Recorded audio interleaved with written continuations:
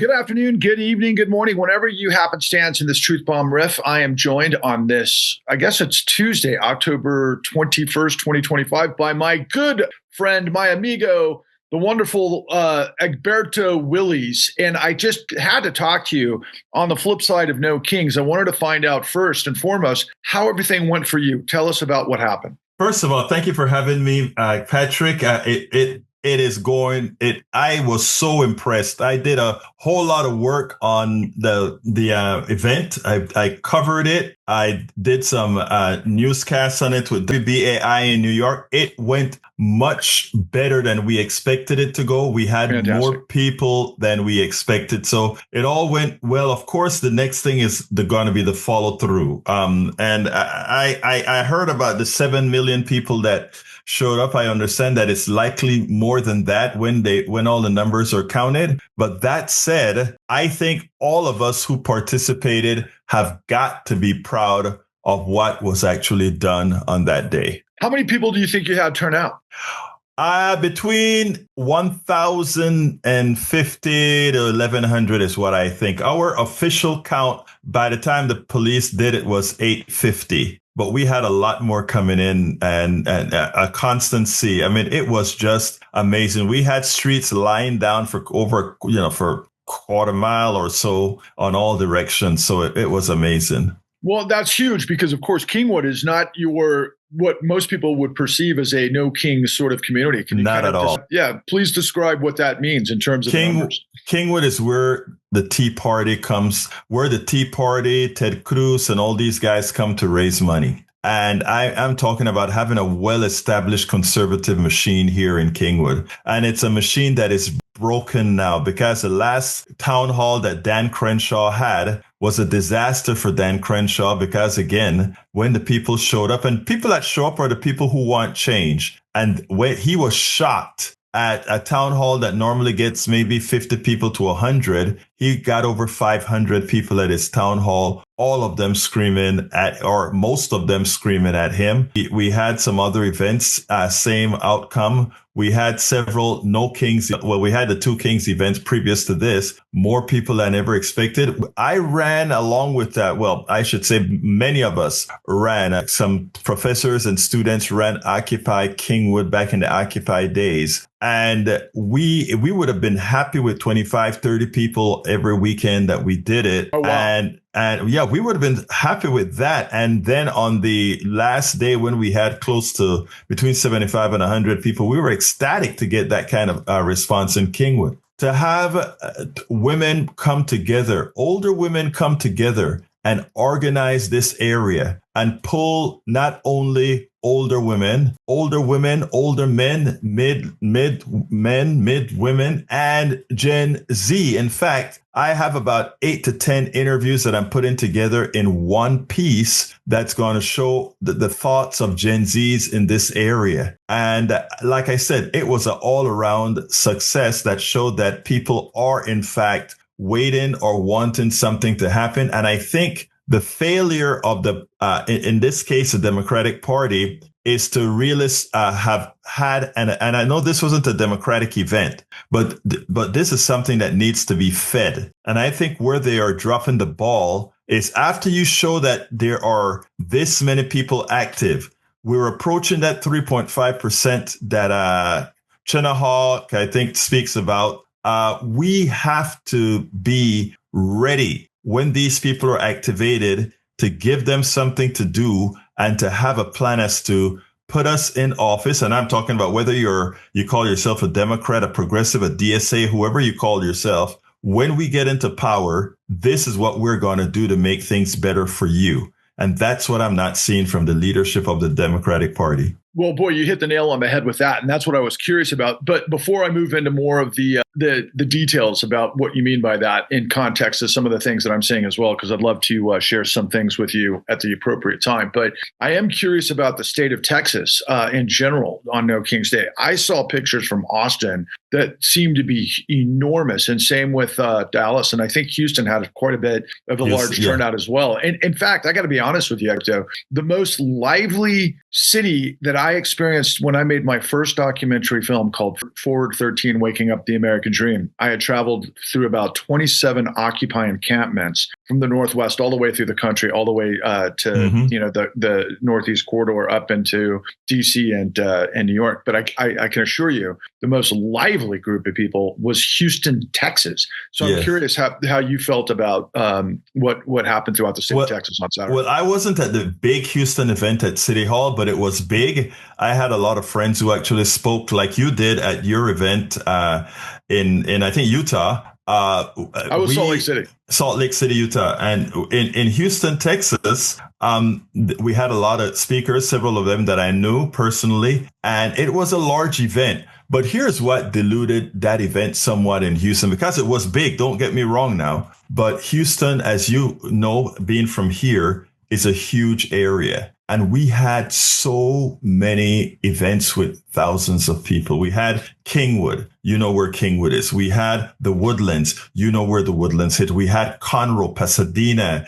Pearland, Baytown. We had in all the surrounding areas in Houston. All of these events were well attended. So if normally you have a big city and everybody concentrate in one area, that's not what we had here. We had Katy, Texas, Humboldt, Texas, all these different areas had their own No Kings event, and they were all well attended. And that speaks well about a movement, because, the activists will travel into town. But this is a movement that need more than the activists. It actually needs the people that are actually being harmed by the current state of the system. And you know what? I've spoken to them in my conservative town. The amount of people that I've spoken to, I spoke to at least 35, 40 people on camera. And I'm talking about, these weren't Democrats all. These were probably, 50 to 60% Democrats. But let me tell you,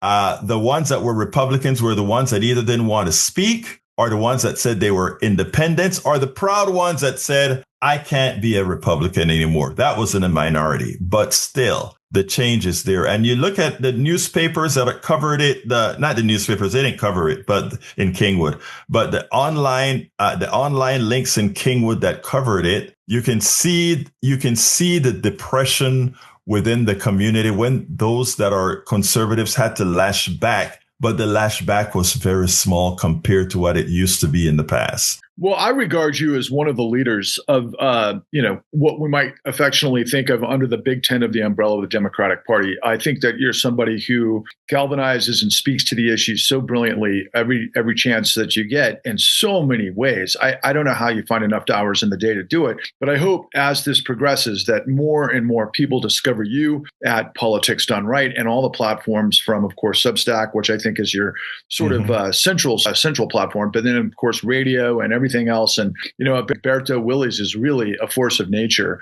And we saw over the weekend as well, I was really eager actually to see a couple of things. I'm just going to ask you one question at a time to see, if we can discuss it and then move to the next one instead of try to, throw compound questions at you to try to respond to all of them at the same time. But the first thing that I saw after the, our rally, which was 20,000 plus, it was a huge event. Wow. It was incredibly inspiring. I had the opportunity to speak, as you mentioned. And I remember getting on my phone in the car, and one of the first things that I saw on my social media feeds was that stupid, let's call it AI video of Donald Trump. And it was trending yesterday, Kenny Loggins' Highway to the Danger Zone, which was, of course, the song on Top Gun. But because Kenny Loggins, the writer and performer of that song, had responded negatively. But Donald Trump was dressed up as a Top Gun pilot in an F-15, literally dropping, out of his plane, dung on the people of America. What was your reaction to that? First of all, to have a president who is going to retweet a picture with him in a pilot suit, a crown on, and dropping dung from a plane. It tells you the lack of seriousness that this guy has for the office. I mean, and then the lack of seriousness that he has for the problem that the people are going through.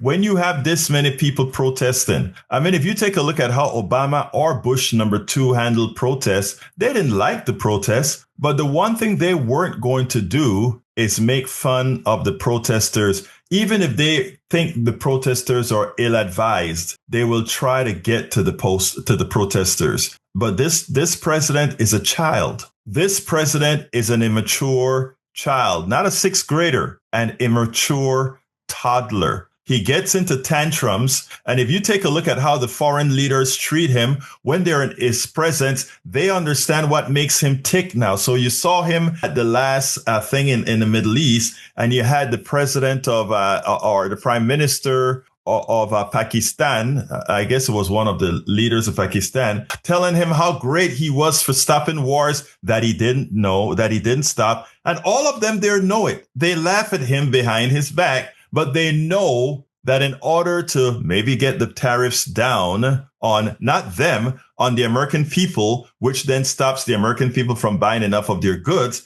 to get all of that down, let's just placate this buffoon of a president that the United States have, and then things will be okay. We are willing to do that, is what the foreigners are saying. Right. Well, at the same time, though, and I addressed this on Saturday, but I address this all the time in this podcast, and of course, everywhere I can get. But, I call him the Mad Magazine Mad King. I mean, he is a complete satire. He's a complete joke. I take it much further. I don't like to say he's stupid, because that would not rise to the level of stupid. I mean, he's so beyond that. You know what I mean? It's like I said in my speech, he's not qualified to feed pigeons in the park, and no disrespect to people who feed pigeons in the park. He said 2 weeks ago that Venezuelan drug smugglers have murdered 300 million Americans. He said that communism has lasted for 1,000 years. And meanwhile, as insane as this all is, he has looted north of $5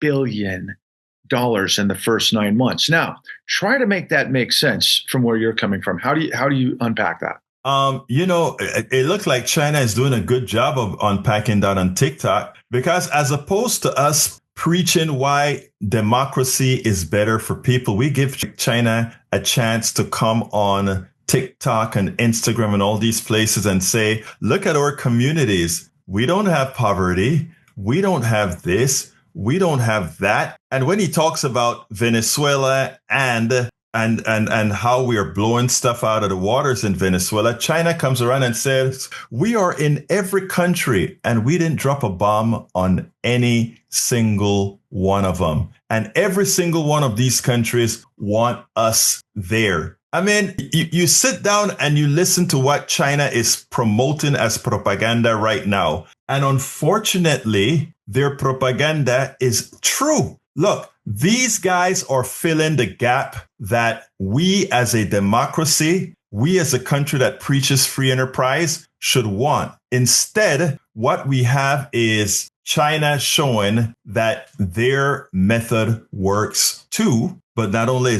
does it work, but that in the current form, it's working much better for their people and the folks who back them than for our people. And this is a hard thing to say. It's a very hard thing to say. But I ask all of our American brothers and sisters to go ahead and talk to not people on TikTok or whatever, but talk. If you have friends who have traveled to places like China, places like South Africa, ask them, how does the middle class live there? And how is the middle class doing? I'm not asking you to look at the dirt poor that you have both here in the United States and in India and in China and in these other areas. But the middle class, ask about how they're doing, and you'll be amazed. America needs a revamp, and a revamp quickly. Well, and that's where I've been pressing very hard. And it really, when I had the opportunity to speak to the group in Salt Lake, it was amazing because I had postulated the question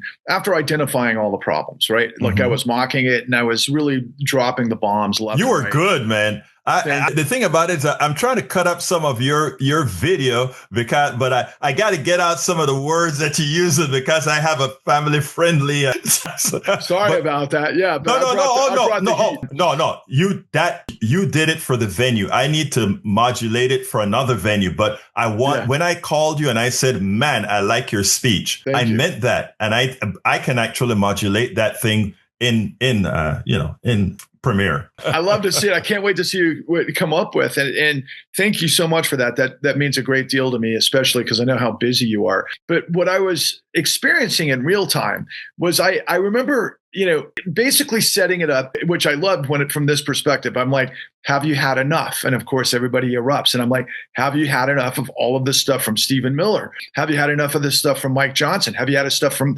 Pam Bondi on down the line? And then, of course, I talked about some of those ridiculous things that Trump has been saying outward that nobody calls him on in the White House press corps, which is insanity. And that was really kind of the theme of the whole thing.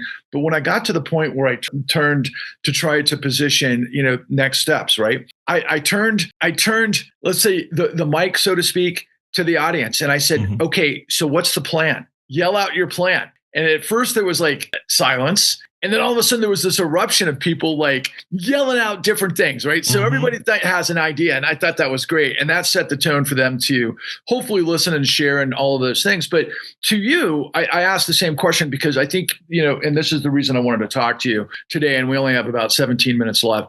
The nature of what's next, right? So I watched Bernie Sanders deliver a beautiful speech. But my criticism is that I've heard that speech a lot, right? I know that speech. I know it intuitively well. And I loved by the way, probably the speech that I heard that I was most inspired by was the immigration sort of perspective of the guy, Mehdi Hassan. Mehdi is good. Oh, man, he's good. He was magnificent, I thought. I didn't hear that. Yeah. Okay, I'd really encourage you, or I'll share it to you. I'll find it and I'll share it with you. But on down the line, all of these people. And so what we got to for most of them was what's pretty predictable. And I think the Democratic Party writ large, and this was a bit of an issue for me internally because I've been engaged with the senior leadership of the Salt Lake crowd, Indivisible chapter, and they kicked me up to the Western Regional, which was a step away from Ezra and Leah. Beautiful people. I love them. They, as I've said publicly a myriad of times, they kind of remind me of me when I was younger from a technocratic standpoint, right? They work for campaigns.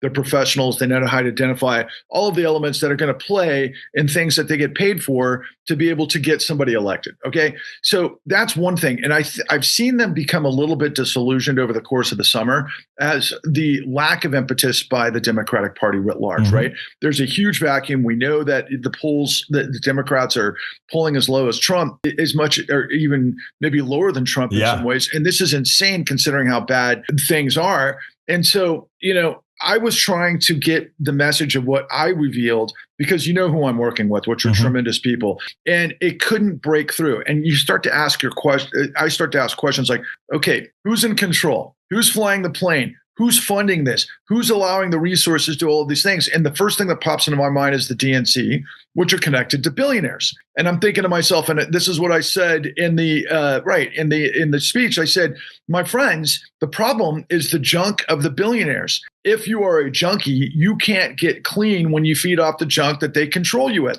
And that got a huge response in Salt Lake City. And that's what I'm trying to get around the country. To your point, what say you about the lack of, shall we say, a vision and a platform that is as big as the corruption that enables the stupidity of Trump, while at the same time enabling him to get $5 billion plus in the first 9 months of the second term? What you just said opened the door perfectly. Here is the problem. The problem is that the Democratic Party has a heart. They believe in these programs that help people, and they do believe in equity. All those things they do believe in. The problem is the Democratic leadership is of the belief that it's not that they don't think these things are what people want, is that they think the billionaires will not fund Democrats if Democrats started to promote the things that people want. And as such, you get a neutered Chuck Schumer, you get a neutered Hakeem Jeffries, you get a neutered every single one of the 50 the 50 Democratic Party establishments in the different states and each of the counties. If you remember, I think it was in Arizona when the progressives took over the party. I think it was Arizona or New Mexico. I think it was Arizona. They went into a fit. They closed bank accounts and they shut them down and they froze them out. The problem is that, you and I have heard Bernie and Alexandria Ocasio-Cortez and all the progressives go and give the oligarchy speech and they go get, and it's repetitious. Unfortunately, it is true. And with all the work that you have done with the con, and all these other issues, CDO, mortgage-backed securities, all of these are tied in together of what we should be rid of, but not even Hakeem Jeffries and Chuck Schumer will support the people who are ready to do it. That's why the guy in Maine is being put up against a 79-year-old governor to run for Senate in Maine. That's why we don't have Chuck Schumer or Hakeem Jeffries supporting Danny, who actually has the support of the people. The people are energized behind guys like Mandami because finally they see somebody that is speaking to the problems that they have. The Democratic Party has not yet done that because they can't. I'm talking about the leadership now. They can't. And that's why what you do with informing us, with giving us that raw material, that investigative material that have other activists out there, give activists the fertilizer and all of that they need with that information to put it out there and say, if I need to know why is it that certain things are happening? Well, if you take a look at what happened in the con, if you take a look at the New Deal. What New Deal again? The Clean New Deal. Thank you. If you can see it. Yeah, it's right there. Right, looking at me.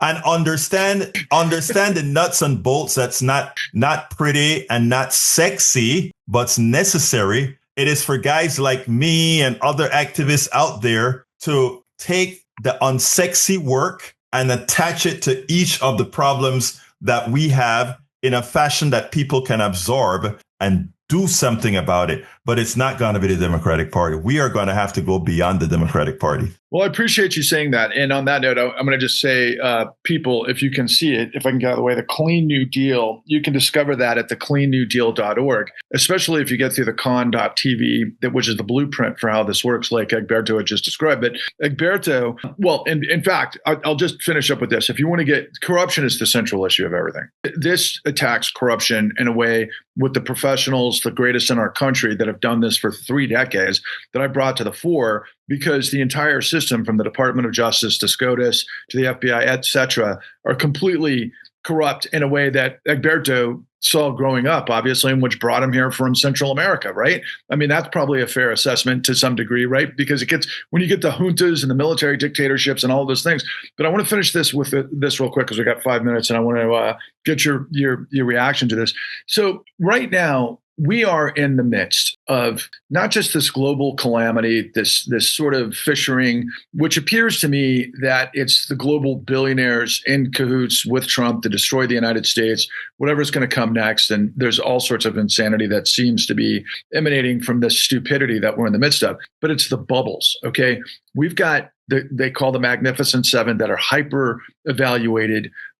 You've got AI that's running through the roof, and all of this in service. In fact, I know that there are bank runs right now, particularly as it relates to the shadow sector, and they are blowing up all over the place. In fact, in my backyard, one of the biggest heavyweight banks that I thought was pretty much unsinkable, it has just had to write off like $600 million in bad loans in commercial real estate development. And that's just a sign of train wrecks to come. But I want people to understand, because I've, informed you, Egberto, but everybody needs to get hip to this as quickly as possible. It's a setup. It's a sabotage. It's a pump and dump scheme of enormous consequences, maybe the biggest in the history of the world. And what these people are banking on, for those of you who've paid attention to Trump trying to take over the Federal Reserve, and Letitia James, and of course Lisa Cook, and so on and so forth. Listen, 13 years ago, what we discovered was, after Wall Street, working on the same kind of fraud, blew up the world, they're the ones who got paid off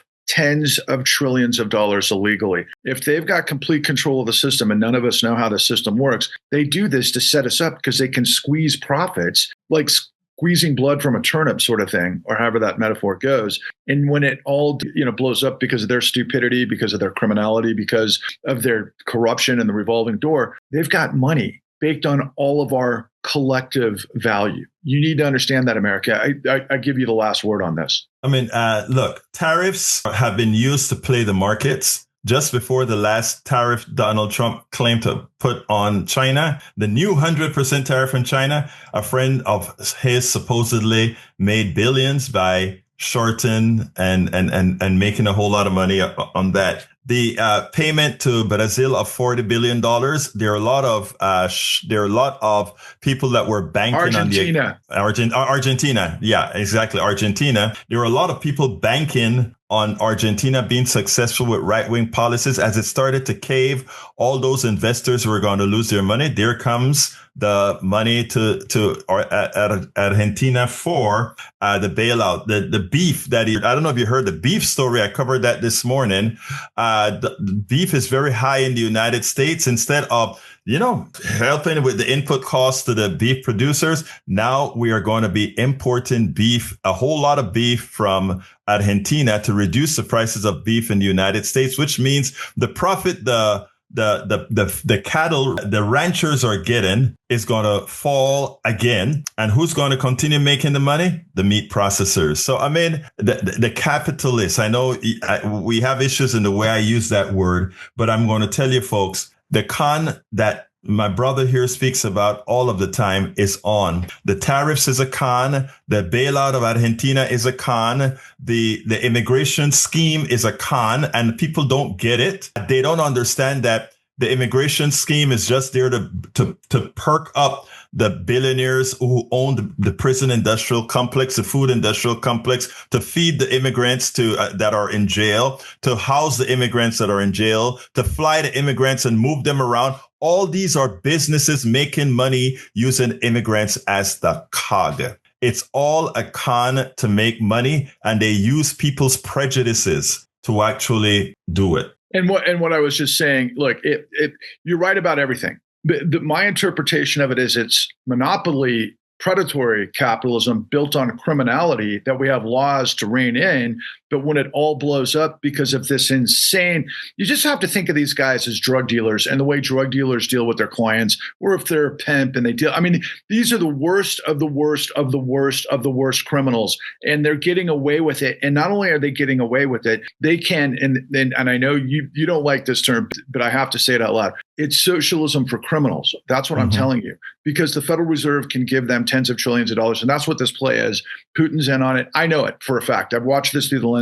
And the last thing about, interestingly enough, and I want to just say this because you'll appreciate this. And I'd encourage anybody who watches Egberto to spread this around in Texas too, for farmers or anybody in the agricultural industry to reach out to me. I've had a lot of, let's say, MAGA-leaning type of, salt of the earth Americans that have, ranches and farms and that sort of thing. And they are getting destroyed by the tariffs and the soybeans. And now they're like, oh my God, the sky is falling. So what you and I know is that Americans, unfortunately, are very selfish, right? That we don't really care about what happens unless it happens to us. And then when it happens to us, we yell bloody murder. What I'm telling you is we've been dealing with this for 14 years, my friends. This has got to end. We've got the answers. Our friends like Egberto are tremendous vectors of truth every single day. Please check out Egberto Willies on Politics Done Right and everything that you do. And you always grace me with your presence and your wisdom, Egberto, and I consider you such a great friend. Thank you for your time this morning, my man. Thank you so kindly for having me. And again, we got to keep doing this. We have work to do. Thank you so much.